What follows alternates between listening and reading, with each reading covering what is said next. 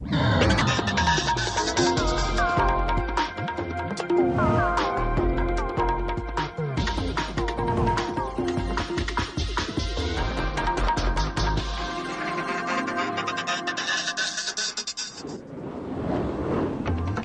forces de la police maritime du Vietnam s'efforcent depuis plus de 10 jours autour de la plateforme de forage chinoise installée dans la zone économique exclusive du Vietnam près de l'archipel de Paracel. Les autorités de Ho Chi Minh Ville ont rencontré jeudi des associations d'entreprises étrangères et des représentants de consuls généraux suite aux troubles dans certaines zones industrielles. Une collection de documents royaux de la dynastie des Nguyen a été reconnue par l'UNESCO comme patrimoine documentaire du programme Mémoire mondiale de l'Asie-Pacifique. Mesdames et messieurs, bonjour et bienvenue à notre édition de Journal en français. Ce vendredi 16 mai, la Chine continuait d'empêcher les navires de garde-côtes du Vietnam de poursuivre leur plan consistant à se diriger vers la zone maritime où la Chine a implanté illégalement sa plateforme de forage. Depuis jeudi, le navire CSB 8003 du Vietnam a régulièrement été suivi de près par des navires chinois, notamment celui immatriculé 3411. Lorsque le navire vietnamien s'est trouvé à près de 10 000 miles marins de la plateforme Aang Chiu 981, il a été approché par à bord et à tribord par ce vaisseau. Ce déroulement démontre que la Chine ne cesse d'empêcher ceux en toute illégalité les forces compétentes du Vietnam d'exercer leur mission dans la zone maritime relevant de la souveraineté du Vietnam. Dans le reportage suivant, nous vous proposons plus de détails sur le travail de patrouille effectué par les navires de garde-côte du Vietnam dans cette région maritime depuis 2 semaines. La plateforme chinoise Aang Chiu 981, installée près de l'archipel des Paracel dans la zone économique exclusive du Vietnam, est toujours protégée par les encerclements des navires chinois de toutes sortes. Il y a aussi de temps en temps des hélicoptères de surveillance. Malgré ce blocage, les navires de la police maritime du Vietnam tentent toujours de s'approcher de cette plateforme. Les gardes-côtes vietnamiens utilisent les haut-parleurs pour appeler le côté chinois d'arrêter cet acte de violation de la souveraineté vietnamienne dans cette zone. Mais les Chinois ne veulent pas coopérer. Les navires chinois n'arrêtent pas de pourchasser les navires vietnamiens et n'hésitent même pas à les attaquer.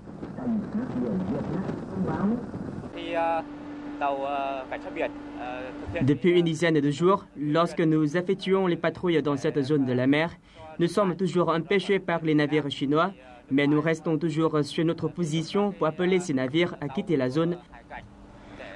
Nous tâchons de garder la paix dans la zone en cherchant à éviter les accrochages pour protéger nos navires et notre personnel. En réalité, les commandants des navires vietnamiens essaient de donner des ordres raisonnables, même dans les situations dangereuses, pour assurer la sécurité aux navires et éviter les collisions avec les Chinois. C'est la politique que la police maritime poursuit depuis le début de cet incident.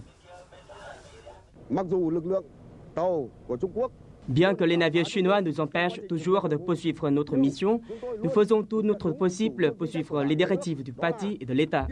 C'est de patienter et avoir une conduite intelligente et flexible pour repousser les tentatives des étrangers de violer la souveraineté vietnamienne dans cette zone maritime. Déjà plus d'une douzaine de jours se sont passés depuis l'installation de la plateforme chinoise dans la zone économique exclusive du Vietnam. Les gardes-côtes vietnamiens ont dû faire face à plusieurs reprises au danger, mais ils arrivent toujours à se tenir debout et sont déterminés à protéger la souveraineté du pays par la voie pacifique.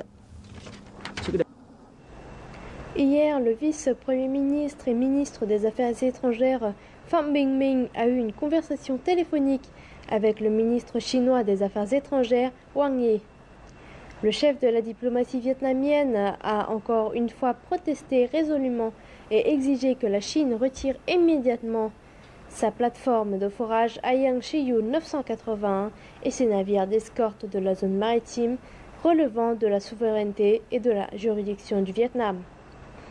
Il a souligné que cet acte de la partie chinoise affectait gravement la confiance entre les deux pays et les sentiments du peuple vietnamien, allait à l'encontre des accords conclus entre les hauts dirigeants des deux pays et des principes directeurs fondamentaux guidant le règlement de la question maritime entre le Vietnam et la Chine. Pham Binh Minh a fait savoir que le Vietnam avait envoyé le vice-ministre des Affaires étrangères Ho Son Son à Pékin pour avoir des échanges francs et directs avec la Chine sur cette affaire.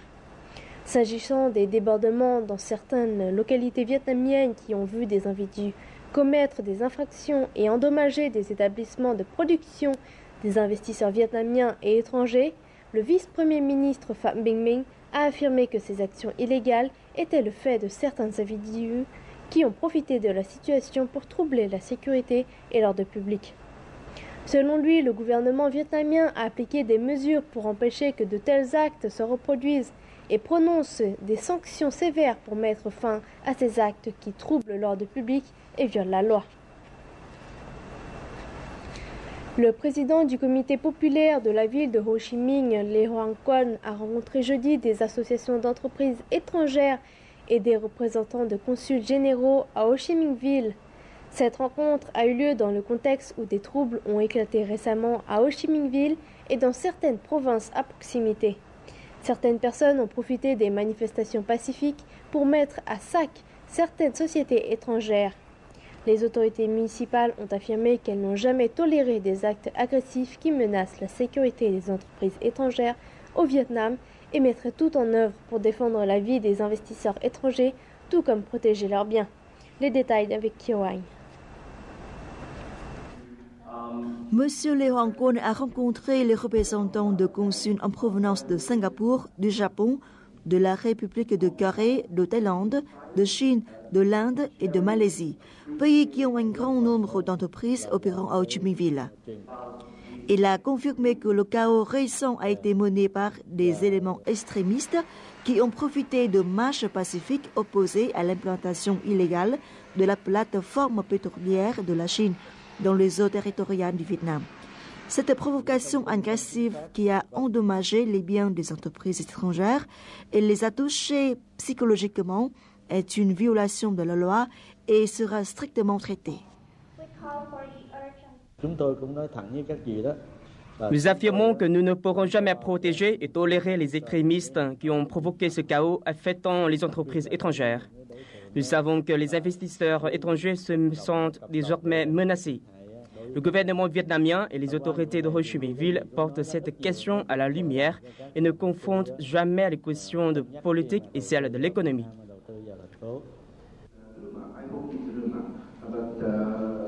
S'exprimant lors de la réunion, les représentants des consuls ont apprécié la réponse rapide des autorités locales.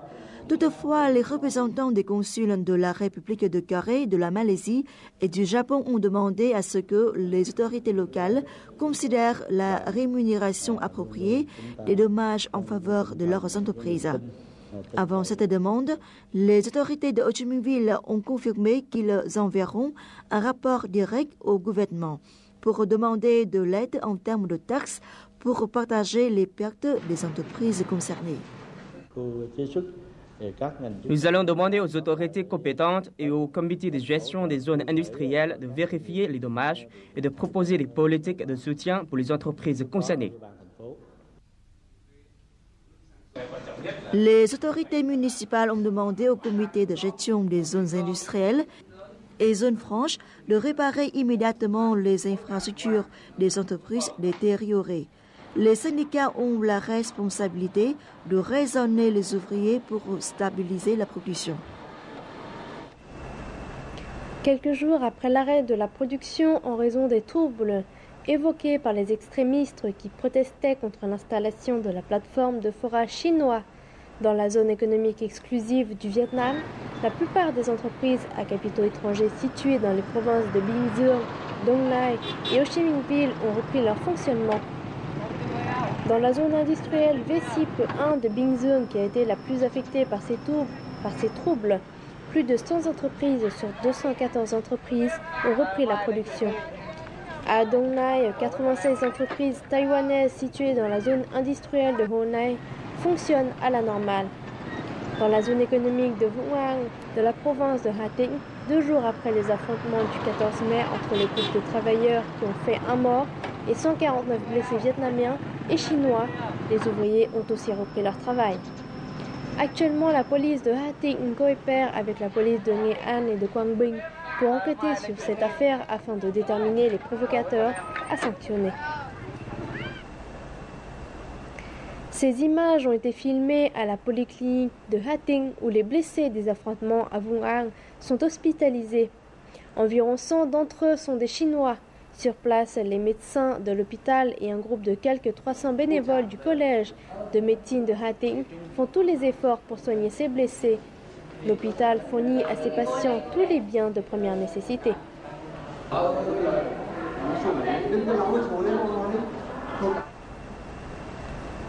L'installation illégale par la Chine de la plateforme de forage HD 981 dans la zone économique exclusive du Vietnam est une étape de plan élaboré par la Chine pour s'emparer de toute la mer orientale. C'est ce qu'a affirmé le docteur Marvin Ottete, professeur en Asie de l'Est à l'université Johns Hopkins aux États-Unis, lors d'un entretien avec notre correspondant de la VTV aux États-Unis. Dr Marvin Ottete est un analyste stratégique qui participe régulièrement à des émissions de la chaîne CNN en tant que commentateur des problèmes en Asie. Bonjour monsieur, comment estimez-vous le regain de tension en mer orientale après l'expédition par la Chine d'une plateforme de forage dans la zone économique exclusive du Vietnam? De mon point de vue, l'ambition chinoise de s'emparer de l'ensemble du territoire et des zones en mer orientale est explicite. Ces dernières années, la Chine a renforcé les compétences de ses forces maritimes et aériennes afin d'étendre son pouvoir et son contrôle en mer orientale. On peut citer plusieurs ajustements chinois, dont le plus récent demeure le litige avec les Philippines et la Chine sur le plan de Scarborough. L'installation par la Chine de la plateforme pétrolière dans la zone économique exclusive vietnamienne est en fait de même nature que l'affaire avec Philippines.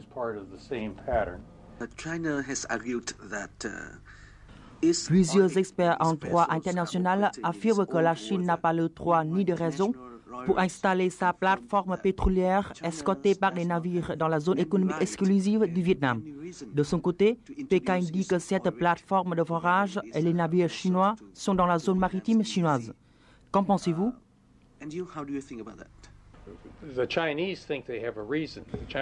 Selon les estimations de la quasi-totalité des experts en droit international, la ligne de 9 tronçons que revendique la Chine est dépourvue de fondements et n'a pas de valeur juridique contraignante en droit international. Les Philippines ont déposé une plainte officielle contre la Chine auprès du tribunal arbitral des Nations Unies face à l'incursion de plus en plus importante de navires chinois. Ce procès va certainement perdurer, mais je crois que les Philippines vont gagner contre la Chine.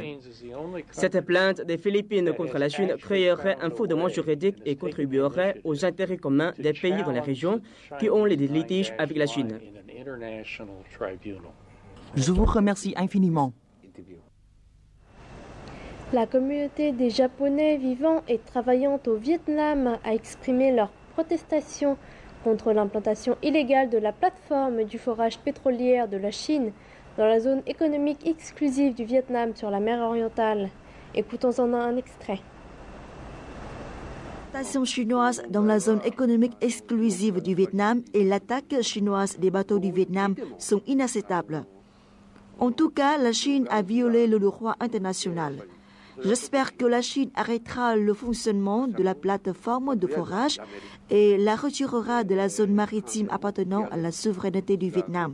En raison du différend à propos de l'île de Senkaku entre la Chine et le Japon, le média japonais actualise rapidement et exactement les informations car c'est aussi l'intérêt des Japonais. Les Japonais s'intéressent à des sujets autour du problème de la mer orientale. Ainsi, nous avons informé les Japonais à ce sujet. En particulier, lors du sommet de l'ASEAN du dimanche dernier, en réponse à l'appel du Premier ministre Nguyen Thanh Dung, l'ASEAN voudrait que les parties résolvent les différends par voie pacifique. Cet événement est apparu à la une de notre journal. Nous avons recueilli l'opinion du public japonais sur le retrait de la plateforme chinoise de la zone économique exclusive du Vietnam. L'action de la Chine en mer orientale est inacceptable. C'est un acte d'invasion. Nous avons le même problème avec la Chine sur l'île de Senkaku et nous sommes en colère. La Chine fait la même chose avec le Japon, le Vietnam et les Philippines.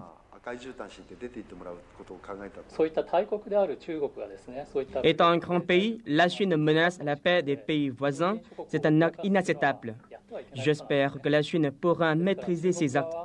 Pour le Vietnam, je pense que vous devrez profiter du soutien de la communauté internationale pour que le monde soit au courant de ces actes illégaux de la Chine qui menacent la paix et la stabilité dans la région. Voici à présent les taux de change et les indices de la bourse au Vietnam.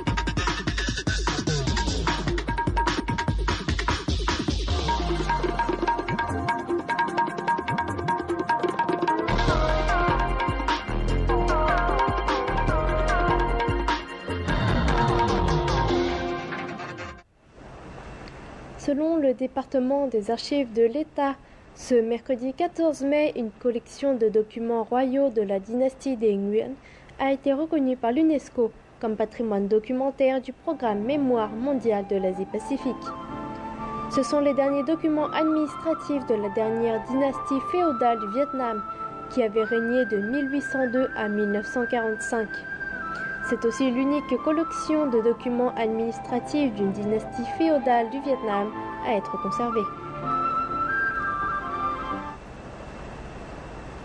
Cette collection comprend 21 documents qui servent de preuve de la souveraineté du Vietnam pour les archipels des Spratleys, Hoàng Sa et Paracel Trường Sa.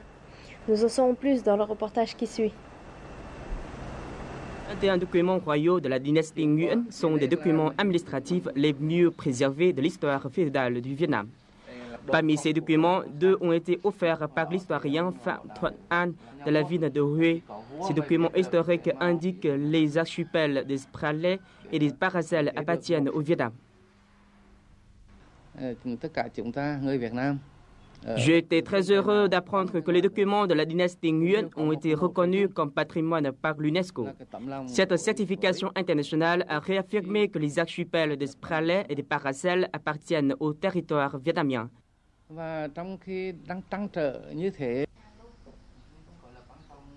Ces 2 documents de la cour du roi Bảo Đại remontent à l'année 1939.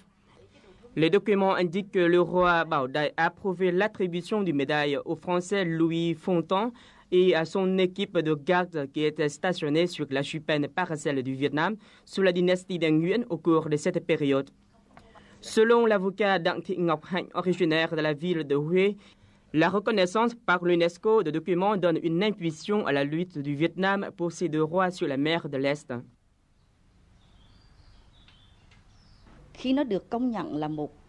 La validité juridique des documents est maintenant reconnue à l'échelle internationale. Le Vietnam a exercé sa souveraineté sur Hoàng Sa depuis au moins le début du XIXe siècle, comme en témoignent les atlas occidentaux et les documents vietnamiens. En parallèle aux accords internationaux tels que la Convention des Nations Unies sur le droit de la mer en 1982, ces documents historiques constituent des arguments convaincants pour la souveraineté légitime du Vietnam pour les îles de la mer de l'Est.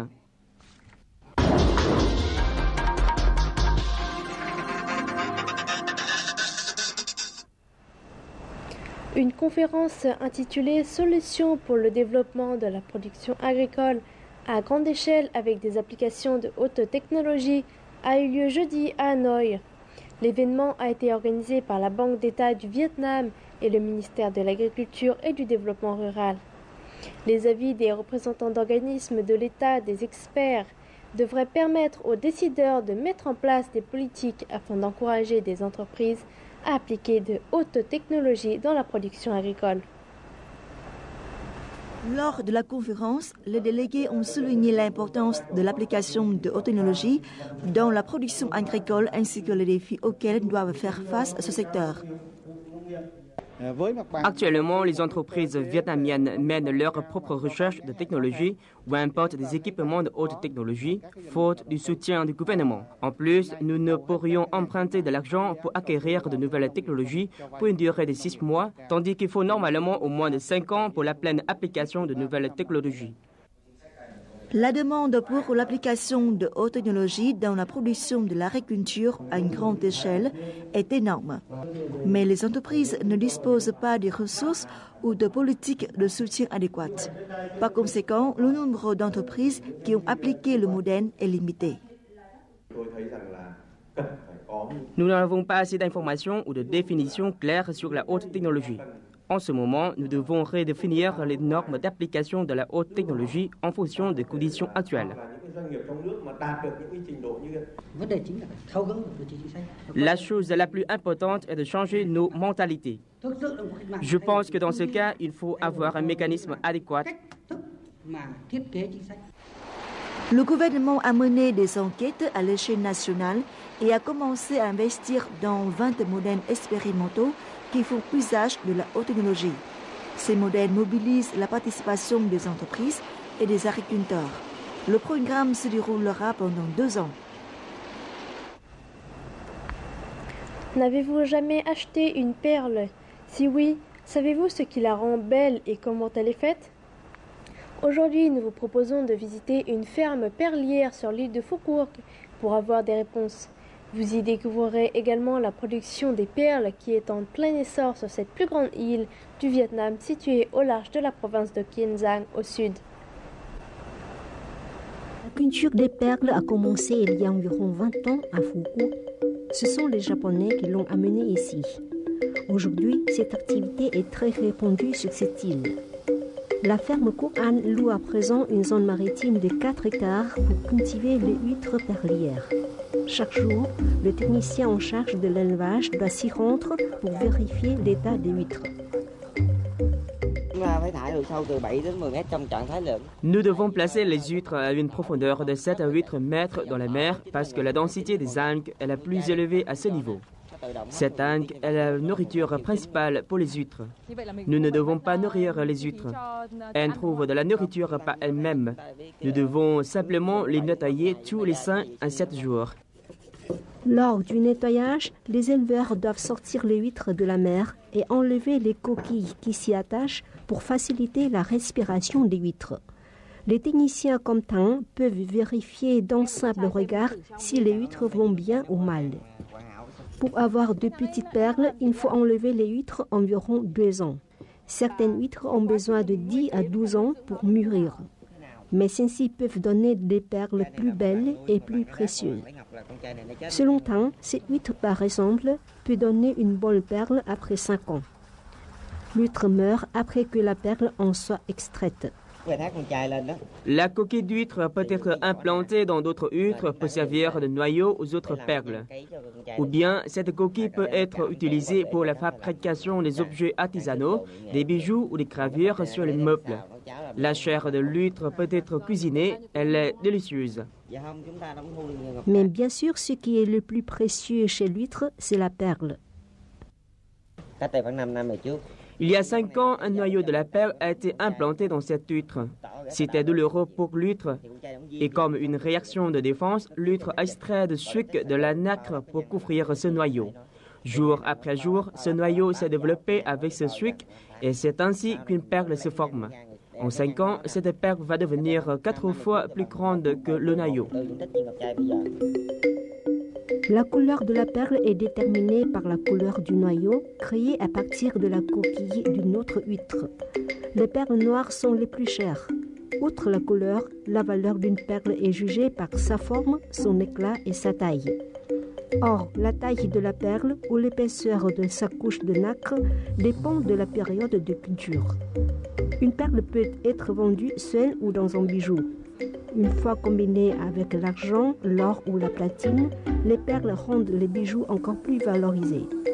Dans la ferme de Quran, par exemple, il y a des colliers de perles qui sont vendus au prix de 900 millions de dong, soit qui paie 43 000 $. La culture des perles paraît donc très rentable, mais en fait, c'est une production à grand risque. Il faut des années et des techniques particulières pour pouvoir élever de belles perles. Nous avons rencontré de nombreuses difficultés au début. Faute d'expérience, nous avons laissé mourir beaucoup de nos huîtres. J'étais tellement découragée lorsque notre taux de réussite était de seulement 9 à 10%, et ce taux n'était pas assez pour soutenir l'entreprise. Mais comme je suis passionnée par les perles depuis mon enfance, j'ai décidé de résister. Maintenant, nous devenons plus expérimentés en la matière et notre taux de réussite s'élève déjà à 40%.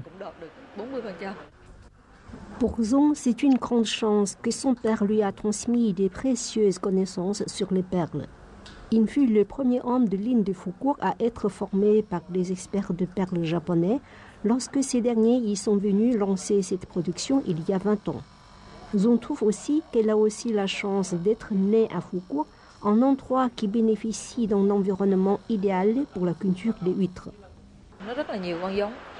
Foucault possède de nombreuses espèces d'huîtres qui offrent une variété de couleurs. La source d'eau locale est propre et claire, de sorte que les huîtres ne doivent pas avaler des boues ou des objets sales. C'est pourquoi les perles de Foucault sont très lumineuses et brillantes. Selon la croyance, plus brillante la perle est, plus de chance elle peut apporter. Zong a un grand rêve pour le développement de la culture des perles de Foucault. Elle veut faire connaître les perles de cette île non seulement au Vietnam, mais aussi dans le monde entier. Ces perles sont principalement exportées vers le Japon. Sa stratégie est de sensibiliser le plus possible les touristes sur le processus minutieux de culture des perles à Foucault, ainsi que la valeur immense des perles locales. J'ai entendu dire que la culture des perles exige une grande habileté et c'est pourquoi une perle peut donner de la chance à la personne qui la porte. Je voudrais donc acheter des perles pour faire des cadeaux à mes enfants et petits-enfants. Comme les acheteurs espèrent que les perles leur apportent de la chance, les éleveurs des perles du Foucault espèrent que leurs perles vont être plus connues au Vietnam et attireront plus de visiteurs sur l'île. Voici à présent, pour terminer notre journal, les prévisions météorologiques dans les principales villes du Vietnam pour demain.